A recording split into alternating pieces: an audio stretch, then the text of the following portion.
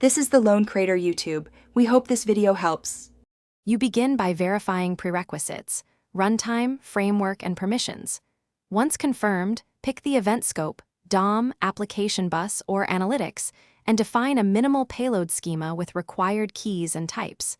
Now create the event constructor or factory function, include defaults and validation. Make sure to import any typing or schema utilities.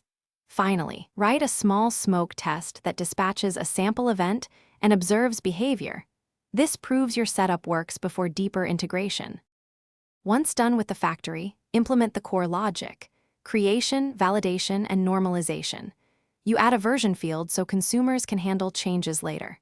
Next, connect the event to your dispatch mechanism: custom event for DOM, an event emitter for Node, or a message bus for cross-service.